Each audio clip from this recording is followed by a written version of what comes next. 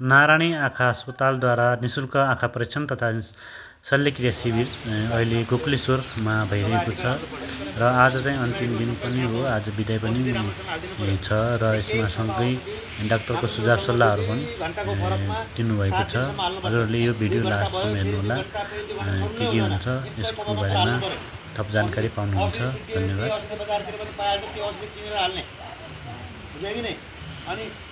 एकैचोटि झल्ल हुँदैन, बिस्तारै बिस्तारै हुने हो। अनि सबैको आँखा एकदमै बन्द भएको थियो, धेरै नदेख्ने भएको थियो, एकदमै त्यस्तै भागले निकालिदिएको। अब यो मौका चाहिँ धेरै टाढाबाट आएर उहाँले पनि आउनुभयो, अफिसमा गरिदिनु भएको छ। त्यस्तो चिन्ता छैन। बिचमा कसैलाई केही समस्या पऱ्यो, अप्ठ्यारो पऱ्यो भने तपाईँहरूले चाहिँ यहाँ चाहिँ एउटा सेन्टर पनि छ नजिकको लागि, दार्चुलामा एउटा गोकुलेमा छ, त्यहाँ देखाएर त्यहाँ भएन भने महेन्द्र अस्पतालमा आएर देखाउनु आउनु पऱ्यो, अप्ठ्यारो भएर होइन आउनु सक्यो नि। अब तपाईँलाई रिक्त खर्च यहाँ नकिन गरेर अब महेन्द्रनगर जानुपर्छ, बाटामा आउनु पऱ्यो। भर्सक जानु पर्दैन, धेरै जानु पर्छ तपाईँ। तर तपाईँलाई लाग्यो कि आज चाहिँ नआएको भोलि नआयो भने त बिस्तारै निको हुँदैन। एक महिना होइन, एक महिनामा पनि भएन भने त्यसपछि आउनु हो। महेन्द्रनगरमा आयो भने पुगेको मान्छे है ल हामीलाई पैसाको पैसा किनकि अब अरू ठाउँमा चिनेको त्यति छैन। गेट तपाईँ महेन्द्रनगर नजिक पऱ्यो नि, धामी दिन्छन् होइन, धामी सर कहाँ छ मलाई खोज्यो अनि सजिलो हुन्छ। जस्तो महेन्द्रनगरै आउने, सबैजना महेन्द्रनगर आउने, चक्कर जाँच गरिदिन्छन्। ट्रेनर ल्याउनु पऱ्यो।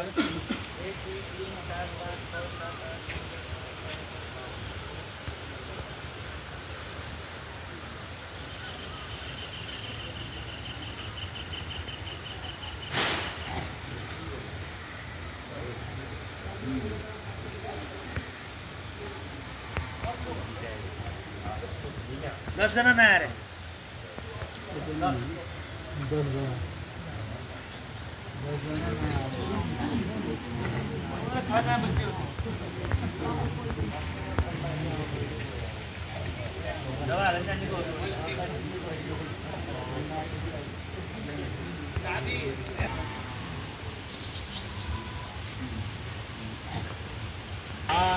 बिहान चाहिँ उठ्ने बित्तिकै आँखामा कचरा लागिहाल्छ। त्यो औँलाई कपडाले सफा नगर्नु होला। रुई रुई पाइन्छ, रुई पाइँदैन कि नै पाइहाल्यो। रुई लगेर एउटा पानीमा भिजाउने, रुई सफा पानी हुनु पऱ्यो। त्यो पानीमा भिजाएर अनि रुईले सफा गर्नु, हात लाउनु है। अनि अरूको कुरो आँखा मिच्नु भएन, एकदम मिच्या जान्छ, मान्दैन आँखा। अनि अर्को कुरो चाहिँ औषधि एकदम नियमित रूपमा हाल्नु पऱ्यो। यो यस्तो औषधि छ, यो हेर्नुहोस् त, यो औषधि हामीले हजुरलाई चाहिँ यस्तो औषधि ठिक 1 महिना पुग्ने गरिदिन्छु मैले। अनि यो औषधि हजुरले के गरे भने आफू जोरल घुमाए, यसलाई ए हेर्नुहोस् त, जोरसँग घुमाएपछि आफै पाल पऱ्यो। ए परिहाल्यो, यो टुप्पोलाई छुनु भएन है। अनि घुमाउनलाई यो पाल पार्नु परेन कि, कसैले पाल पार्ने केले पर्छ हुन्छ नि। जोरले घुमाया आफू एक थोपा हाल्या, उँभो हेऱ्या अनि ठिक्क एक थोपा हाल्या, एक थोपा पड्क्या हो कि ऊ पछि 2 घन्टा पछाडि आज एक थोपा पर्छ पऱ्यो। तर दिनभरिमा 2 घन्टाको फरकमा एक थोपा हाल्ला पर्छ। रातो यस्तो नि सुत्ने बेला हालिदियो है। अनि दोस्रो 1 हप्तासम्म 6 चोटि हाल्नु पऱ्यो, 2 घन्टाको फरक गरेर। एकचोटिमा 1 थोपाभन्दा बढी हाल्नु नै हो, त्यो वेस्टेज हुन्छ। फेरि तपाईँलाई औषधि पुग्दैन, औषधि तुरुन्तै चाहियो, औषधि खाली गर्नु भएन। 1 हप्तापछि 4 चोटि राख्नु पऱ्यो, 17 घन्टाको फरक, 1 थोपा मात्रै। र 1 महिनासम्म हेर्ने हो। आँखामा केही भएन, दुख्यो, यताउति भयो भने महेन्द्रनगर आउनु धामीलाई भेट्ने हो। नजर छैन भने ठिक छ, नजर सुधार हुँदा गएर गएको छ भने 1.5 महिना 2 महिनामा आए पनि हुन्छ है। त्यसमा त अब यो यहीँ आँखा उपचार केन्द्र पनि छ, त्यताबाट यहाँ पनि देखाएको हुन्छ। तर तपाईँहरूले सिधै अब महेन्द्रनगरतिर आउनु खोजिएको छ भने त्यहाँ राम्रो हुन्छ। जहाँ सबै उहाँले हेर्नुहुन्छ, सबै राम्रो उहाँ हुनु। यहाँ आयो फेरि पावर हुँदैन, अर्को हुँदैन देख्ने, यहाँ त छैन नि, हो यो पनि छैन। हजुर, त्योभन्दा सबभन्दा राम्रो महेन्द्रनगरमा आउनुहोस्, त्यहाँ गएर उहाँलाई भेट्नुहोस्, त्यो राम्रो। कारण पानी अलि माथि यसो तल परेला, अलिक तल लाउनुले अलि औषधि राख्छ, माथिबाट छुनु हुँदैन।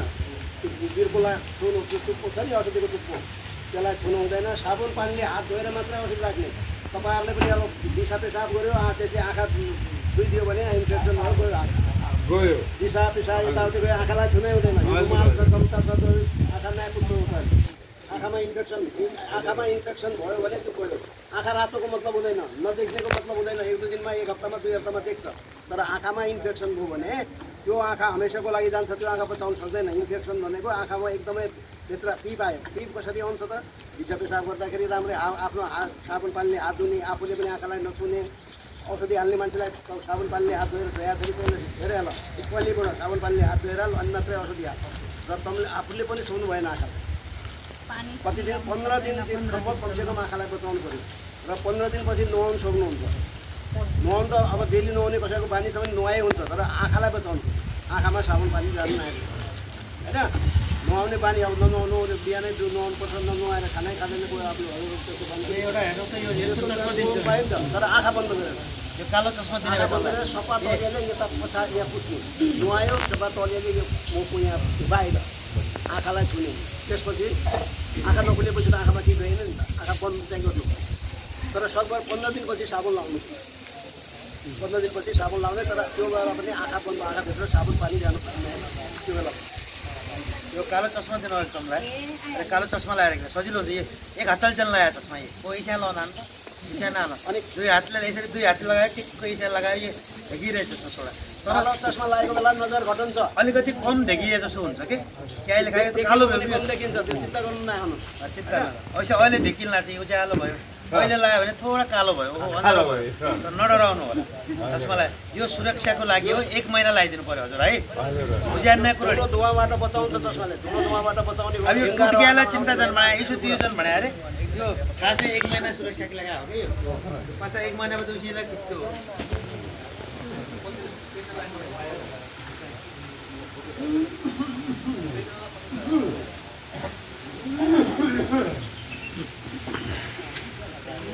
आज हजुरलाई आधा घन्टामा एकदम छुट्टी हो। हजुर बच्चा राम्रो भयो। आँखामा पनि 2-3 औषधि हाल्दा पनि ठिक भएन। केही देखिरहेको छैन भने घरमा आउनु जरुरी। र आँखा इन्फेक्सन भए मात्रै नदेख्नु। आँखामा छिटो आयो भने रातो भयो भने ठिक भयो। अब आधा भन्नु राम्रो देख्यो भने भोलि पनि राम्रो देख्नु पर्यो होइन। राम्रो देख्दै जानु पर्यो। एक महिना त्यस्तो बेला चाहिँ क्लिनिकमा आउनु पर्यो। थेरापीको लागि त्यो कुरा तर त्यस्तो हुँदैन। आफूले राम्ररी बतायो भने हजुरहरूको आशीर्वाद छ राम्रो हुन्छ।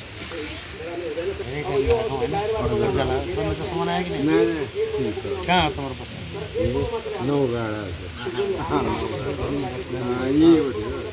नौगाडा हो सुनेको छु परिचय गर्दा ठिक छ कसरी थाहा पाए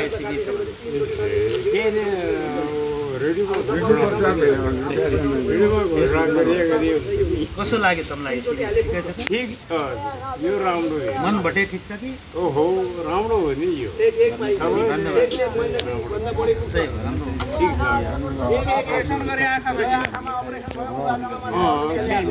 यो राम्रै सेवा हो। फोटो खिच्नु बाँकी छ सेवा राम्रो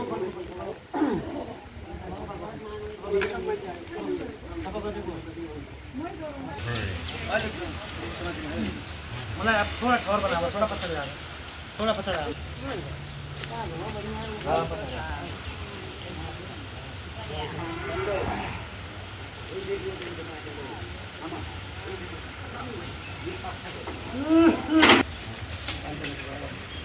एकछिन यता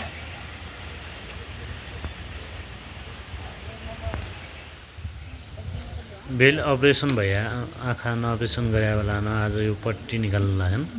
अब पट्टी हट्टी निकालेबाट यो यसरी आँखाबाट पट्टी निकाल्दा अब पट्टी निकालेबाट अब यसमा चाहिँ आँखा पुछबाट साफ गरेबाट उनी चस्मा दिने यो भिडियो हेर्दु रह्यो